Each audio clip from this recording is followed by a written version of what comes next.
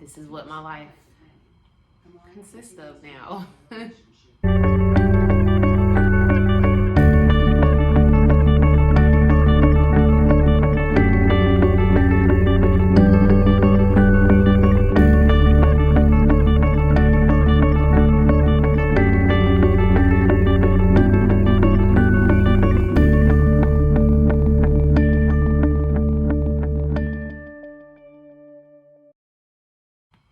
What's going on, you guys? Welcome back to my channel. Baby Charisma is here. This is going to be a two-part video. The first part of the birth vlog, we are going to talk about it first, because my birth actually went very quickly, and so there were a lot of things that I wanted to record that we weren't able to record just because things were progressing very, very quickly and all happened so fast. And then the part two will be the actual labor and delivery that we were able to capture. So start off by saying thank you to everyone that followed the journey of my birth, of Charisma's birth. I appreciate all the well wishes, the gifts, all of that. And also the way that I talk about my natural birth. This is not to shame anybody else for giving birth at a hospital or having pain medications or anything like that. Just want to go ahead and put that disclaimer out there about that. So let's get right into it. So November the 8th, about 5 o'clock in the morning, I was woken up out of my sleep. I really didn't think too much of it because at this stage of the pregnancy, I was getting up in the middle of the night anyway to use the bathroom. So I had to use the bathroom, but it felt like I needed to do a number two. So I didn't really think too much of it, but it was actually, I was having like a cramp, but it was like a different type of cramp that I had ever felt before. You know, this is my first time giving birth, so I didn't know what to expect from contractions. But I knew this was something that I had never felt before, and it was like a wave. Like it started off kind of like just gradually getting tighter, and then it got tighter to the point where I felt like I needed to poop, and then it was gone. It happened again, maybe like 25 minutes later, happened again, and I was just like, okay, what is going on? Like, this is different, you know. Didn't think too much of it. My husband gets up for work around 7 something, so he got up, and I was still getting up like every 20-30 minutes to use the bathroom, and really doing a number two. As I was feeling these waves, it was putting pressure to where I had to number two, but it was like a little bit. So when my husband got up, I was like, hey, you know, not to get too excited, but I think I'm starting to have contractions. And, you know, I'm thinking about, oh, first time mom, first time giving birth.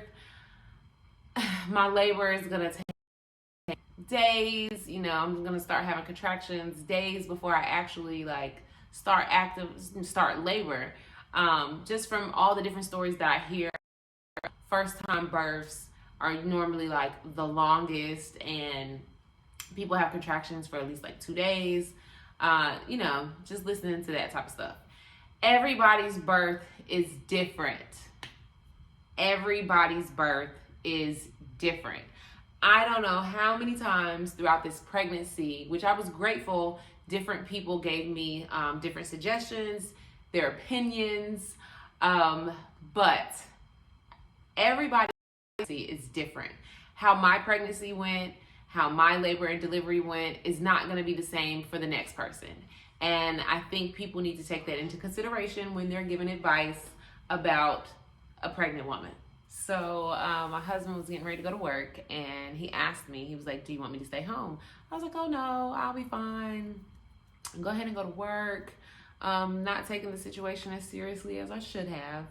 So he left, and then I started noticing that these waves were coming like 10 minutes apart. And so I called my doula, and me and her were just talking, and as we were talking on the phone, I had like 2 contractions back to back, and she was like, yeah, That's kind of, you've had 2 on the phone with me already, and we haven't even been on the phone for like 13 minutes yet. She was like, so yeah, either I'm gonna come over there or you need to tell your husband to come home. So I called him and I said, you know what? My dude said you need to go ahead and come home. And so he was on his way home, but then I started noticing just they were getting a little more intense, and they were getting closer together. So I went ahead and called the birth center. We decided to give birth at Atlanta Birth Center here in Atlanta, downtown Atlanta. So I called my midwife and I was just expressing to her the different things that I was feeling. And I had, I think, maybe about 2 or 3 contractions while I was on the phone with her. And so she was like, yeah, definitely go ahead and come in so we can at least check you. Now, with Atlanta Birth Center, they will not admit you until you're at least 6 centimeters dilated. So at that time, when I was on the phone with the midwife, my husband was actually walking in and he heard the midwife on the phone say, yeah, I think you guys need to go ahead and come in so we can check you. My husband like sprung into action. Like he was running around the house, grabbing everything. And I'm sitting here and I'm like, well, I want to take a shower first because I've been up all day. I've been sweating. I want to take a shower. So I get in the shower.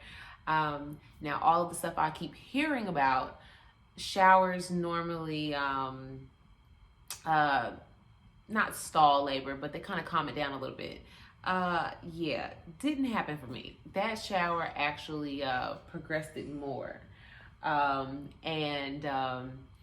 was in the shower and I was just like, oh, like these are really coming like back to back.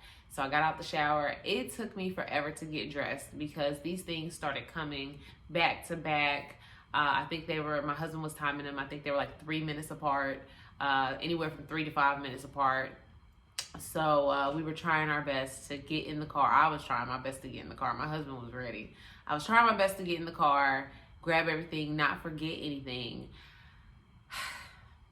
I live about, on a good day, 20 minutes from downtown. But at this time, it was 3:30 in Atlanta traffic. And I was just like, oh my goodness. So it took us longer to get to the birth center in that rush hour traffic. And that car ride was from hell. Like, that car ride was no joke. Like, the contractions were getting so much more intense and they were closer together. Sitting in the car was uncomfortable. I ended up turning around in the front seat. I ended up facing towards the back in the front seat with my butt up in the air. Luckily, I have tinted windows on my car, but you could still see through them. So I know people were probably like, what is going on? And then I had my legs on the floor of the front seat. It was just very, very intense. When we got to the birth center, it was like a sigh of relief, but I just was so much, not in pain, but just, it was so intense. When I finally got out the car, I just was crying because that car ride was just brutal. And my doula was already there. So she came and she helped me walk inside. As we were getting inside, I'm letting them know, I'm like, I feel like I need to poop. Like, I just feel a whole bunch of pressure. I'm having another contraction. I feel like I need to poop. So we stopped by the bathroom first, and I did. And they were able to get me back up, and they were like, okay, well, we want to take you to triage. They take you to triage first. They would like to keep you in triage for like 20 minutes, check your heart rate, check the baby's heart rate, make sure everybody's good. When they checked her heart rate was elevated a little bit, so they decided to give me some fluids. She said because I had took a shower right before I came, that might have been the reason why her heart rate was elevated. So as they're trying to stick an IV in me, I'm on my birth ball. My doula is giving me counter pressures behind me. And I mean, they are just like coming intense, and I'm just like, whatever.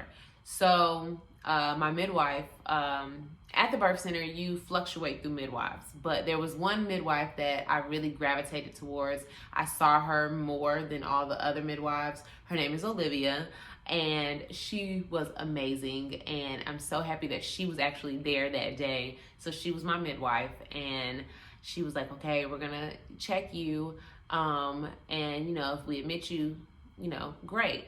And I'm like, okay, but if you don't admit me, what's gonna happen? She was like, well, you're gonna have to go back home and labor some more. I'm like, listen, at this point, I was asking for medication. I was like, okay, if y'all send me home, I need something to go home and be able to relax, because these contractions are very intense. Yeah, like, so if I'm not dilated to where y'all want to have me dilated at and to admit me, y'all need to give me some drugs. Seriously. And so at that next moment, I just had this very, very intense contraction. It felt like I needed to poop, pee, everything all at once.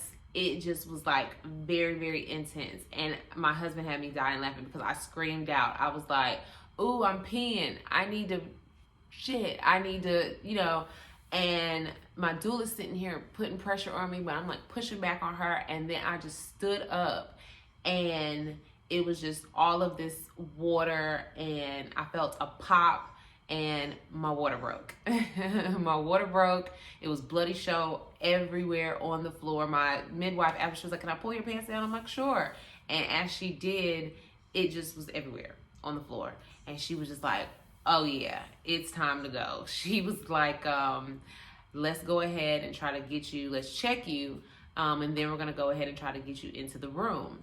Little did I know, when they checked me, I was 9 centimeters dilated. You only got to get to 10. So I was there. I was definitely there.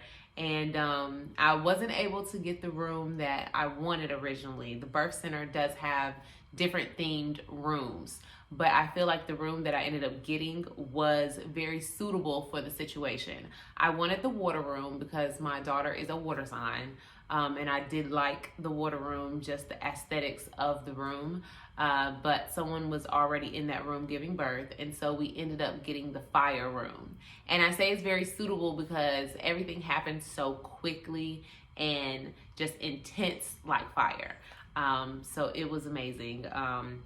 We get into the room, and of course the birth tub was not ready yet, so we went to the shower. I labored in the shower on all fours on the floor. My husband was spraying the water on my back, some warm water on my back. My doula was there doing counter pressures. The midwife was just talking to me and trying to get me to breathe and relax as much as I could. So we labored there for a little minute until the birth tub was ready. And once the birth tub got ready, that was like the biggest sigh of relief when they told me that the birth tub was ready.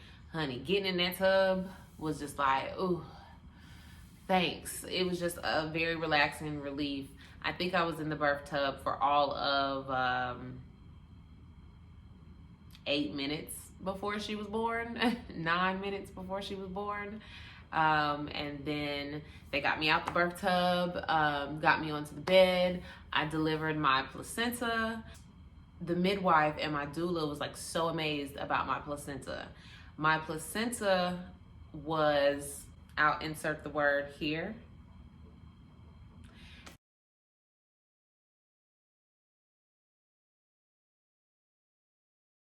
And so what that means is there was like 2 veins and then my umbilical cord, and her sac was protecting those veins.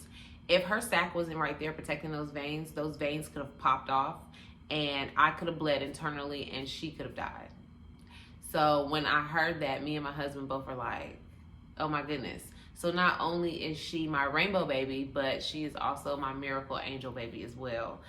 Just from learning that, it was very kind of just like, wow, like that's crazy. So yeah, we had her at 5:11 p.m.